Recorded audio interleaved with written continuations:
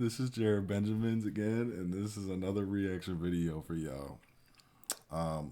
This one is gonna be a different one because it's more like on a serious note. I don't know why I'm laughing because of all the takes I've had to do, but on a serious note, though, this is like some serious shit, and I'm just gonna let the video speak for itself.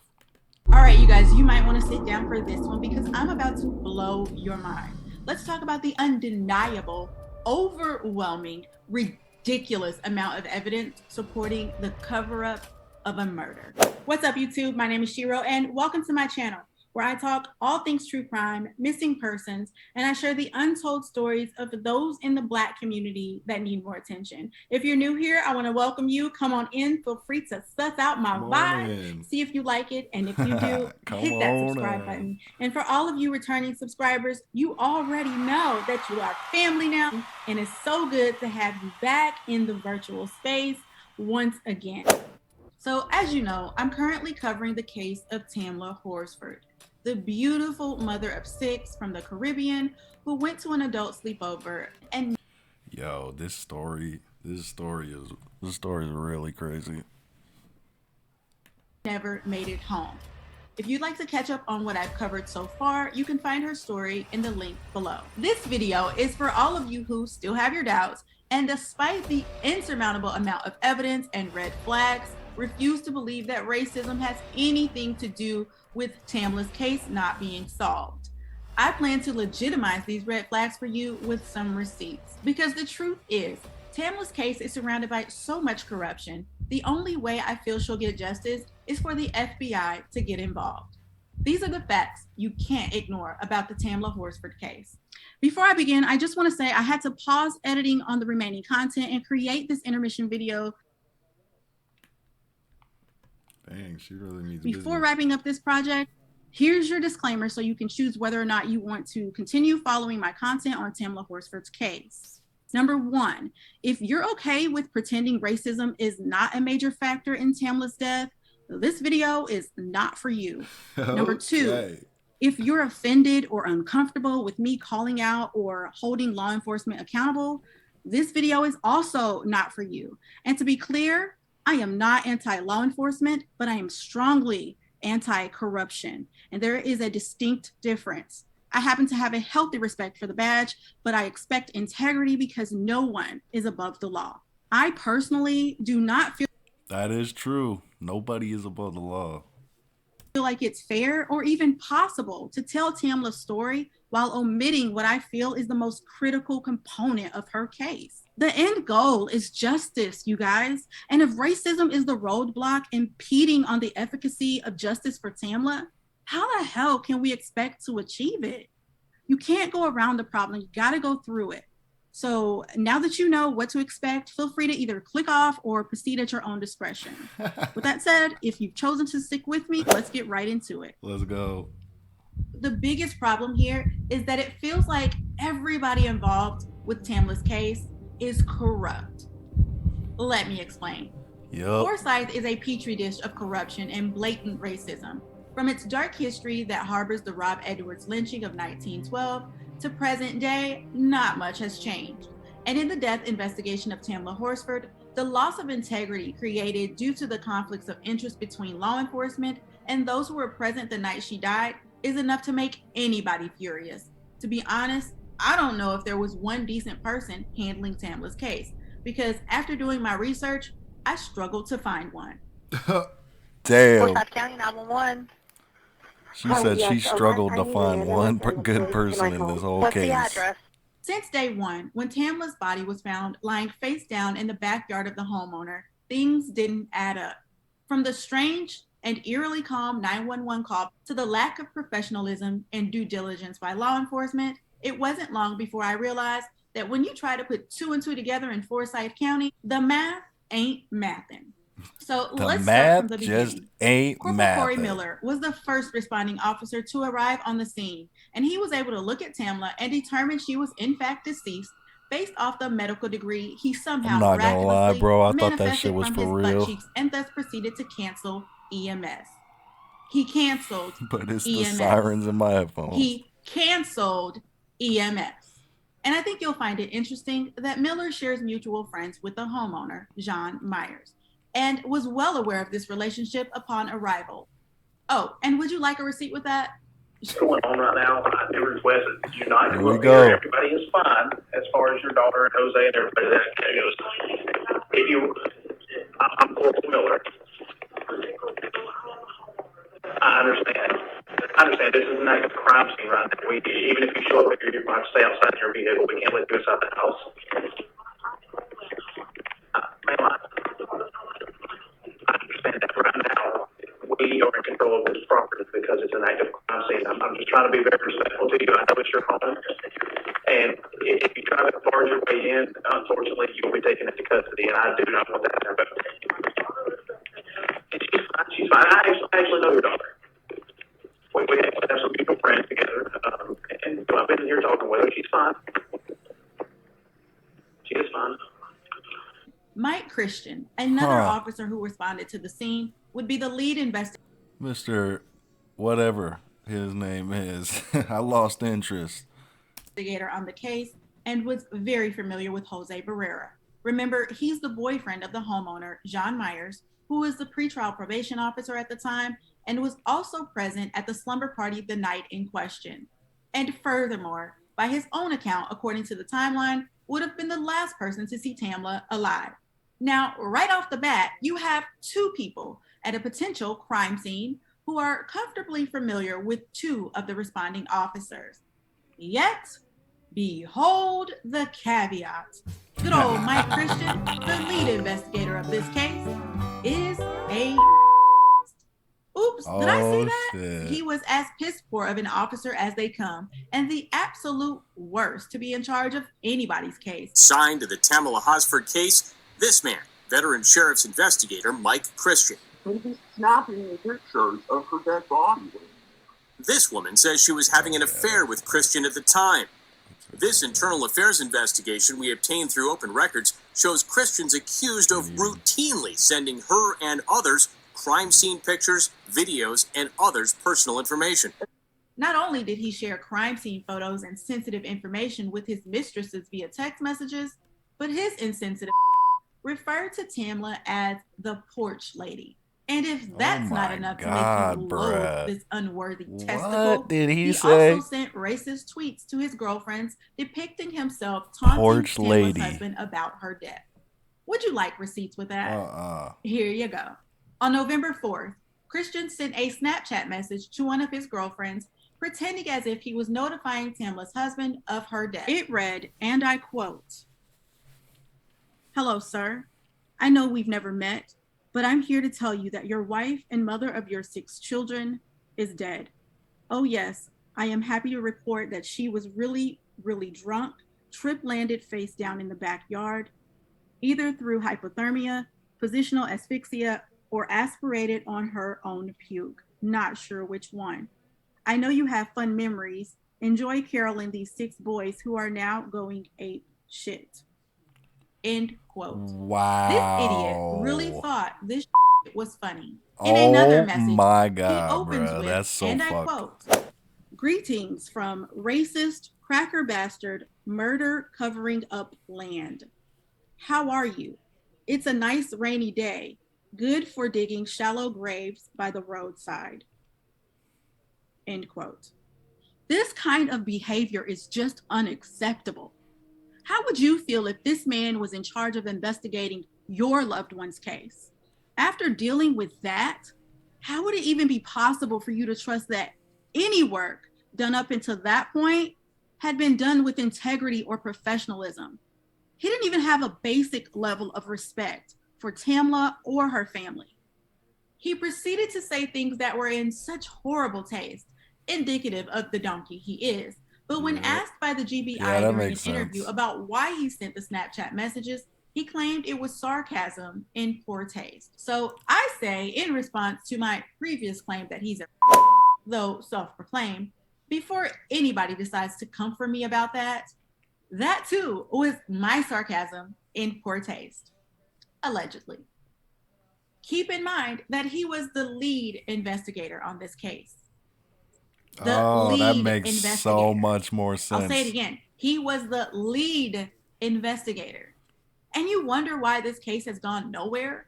Not only was this man accused of sharing sensitive information and photos of Tamla's case, he also shared information with his friends about other cases as well.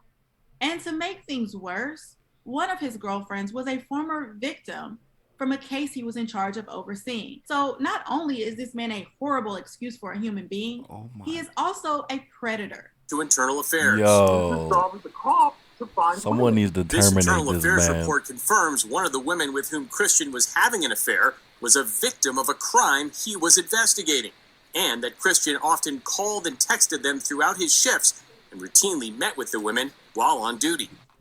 And have you know, when two of his girlfriends I'll have to reported him figure to this out internal affairs, eventually, and but the you evidence know, I'm just started to getting back mount, into this. good old Mike Christian, proud ambassador of the racist cracker bastard covering up land, chose to pack his bags, resign, and endure the walk of shame away from law enforcement, just like a little. Then there's investigator Andy Kalin, former direct supervisor and good friends with Jose Barrera. Kalen's subsequent behavior is a perfect example of why it is not a good idea to work a case with someone whom you have a personal relationship with and is thus frowned upon. Kalen served as one of the supervisors assigned to Tamla's case, but despite his position, he would allegedly backdoor information to Jose on several occasions. One being the fact that Tamla's good friend, Michelle Graves, was suspicious about Tamla's manner of death and had been asking him in particular, along with other people, questions about what happened. This prompted Jose to research sensitive information about Michelle to find out who she is and what she'd been saying. He then shared that information with his girlfriend, John, who then turned around and shared it with the other ladies who were at the sleepover that night. Kaylin also updated Jose on the results of Tamla's autopsy before it was officially released to the public or to Tamla's family. He was able to access this none of his business information because he and the deputy coroner happened to be good friends. Now, Tamla's friend, Michelle Graves, whom I can't say enough about, y'all, if you don't have a friend like Michelle, then you don't have a real friend. I'm going to tell you that right now. She was able to put two and two together when her many questions provoked Jean and her nosy little ex-husband to tell her that she was going to see just why Tamla died when the toxicology report came back. But they said it as if they already knew the outcome. They made the comment before any information had officially been released. That makes that makes sense. So it's more like a essentially threat. told on themselves. When news of this case first broke, it was alleged that Jose called Andy Kalin prior to dialing 911. So people speculated Kalin may have helped advise Jose on what to do following a potentially nefarious incident. Both denied speaking prior to the 911 call, but Kalin did admit phoning Jose a few times after Tamla was officially reported dead. And though the GBI claimed Jose's phone didn't reflect the call, no one mentioned having investigated Kalin's phone record or records from a house phone. So let's talk about this deputy coroner who doesn't mind sharing other people's autopsy reports with his homies and is obviously unethical than a mofo. His name is Chris Shelton, and in 2014, he was fired from another force for posting photos with racist minstrel dolls. The image you see before you. To kind of give you guys like a context too, because I thought she was gonna fill you guys in on a few other things. Tamla Horsford, she went to that party, and then it was like a bunch of white people and shit, and she got murdered at that party. And now that she's out here, this lady on this video is exposing everything. It's kind of wild. Is a picture of Chris Shelton next to another unimportant individual with a pair of black-faced dolls sandwiched between them.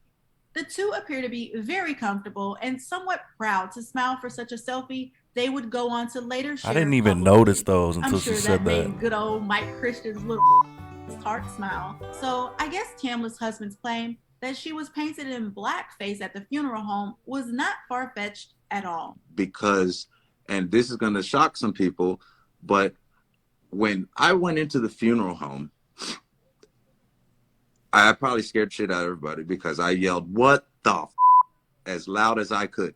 I walked in and I saw my wife look like she had shoe polish on her face, black shoe polish all over her face. You don't cover up the bruising with black shoe polish. My wife is my color, you know, but yet her skin was this color, like blackface. Oh my I wondered if her body was painted at the coroner's office before it even got to the funeral home. Now that we know our little deputy coroner here might have that's her husband too. That's crazy. For those of you who decipher sarcasm with a slight delay, I'm being facetious. The funeral home was fully capable of completing such a paint job themselves. But wait, let's back that up a bit. Upon more research, I found evidence that further supports Tamla's husband's blackface allegation. Turns out the chief coroner, Lauren W. McDonald III, is also the owner of the funeral home responsible for Tamla's service arrangements. You heard right.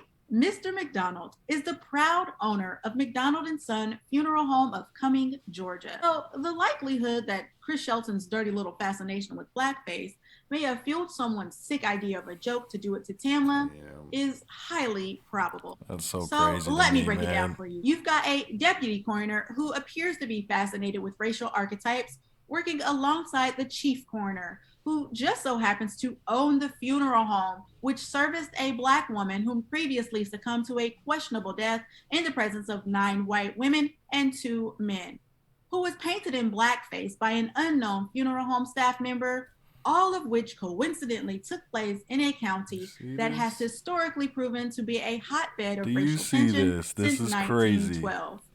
Let's go a little deeper and take a look at one of Forsyth's most prominent elected officials.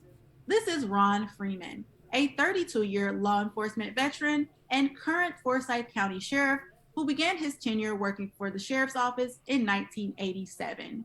Ron has been around for quite some time. He started his career in law enforcement during the... Oh, I guess I will finish this video. It's not too much longer. The exact year of the Racial Justice March, where activists from all over came to bring awareness to the county's racist history. They were met with mass hostility and violence and told to leave. Throughout the march, people threw rocks, shouted the N-word, and told the group to go home. So before I proceed, let me remind you that it would be safe to assume that Mr. Ron Freeman was and is well aware of the dark history ingrained in Forsyth County, Georgia. As a matter of fact, he's been known to be quite participatory. So what I'm about to tell you should not come as a shocker. Freeman was hired in 2014 by an agency within the city of Brookhaven, but was forced to resign after he tried to cover up the termination of one of his colleagues who had been let go for his racist behavior. Let's back up and take a trip down memory lane. You remember this handsomely deficient face, right? Let me remind you, this is Chris Shelton, the deputy coroner I mentioned earlier, who assisted in Tamla's autopsy. Well, once upon a time, Mr. Ron Freeman here tried to do his homie a solid and cover up his termination file, but it didn't work. He got caught and instead was forced to resign, which was no real type of punishment, if you ask me. But no, it's who not. cares It's about really not. my unsolicited opinion? It didn't really matter because Freeman, being the tenacious critter he is, was determined to fight back. And I guess he said to himself, if being unemployed, I'm gonna go run for sheriff. And that way, I'll be the head honcho around here and I can cover up anything I want. And so he did. He ran for sheriff I love with the former accent. Captain Frank Huggins by his side to serve as his campaign manager. The two made a great pair because neither of them has an ethical compass within them. So when Frank Huggins was arrested... I look at this, though, for real, as like a collab video. I'm also going to leave all of this chick's info, like, in my video info, just so you guys can go look her up, because she's dope as fuck. I'm really digging the vibes. It's the first time I watched her videos. For against a child, Freeman had his back, just like he did with Chris Shelton, and spoke out publicly defending him. Huggins was convicted and sentenced to 10 years probation. He's a child, and he only got 10 years probation. Again, no type of punishment. I thought she was going to say prison. Probation? Are you fucking kidding me, man? punishment for what he did, if you ask me, but who cares about my unsolicited opinion?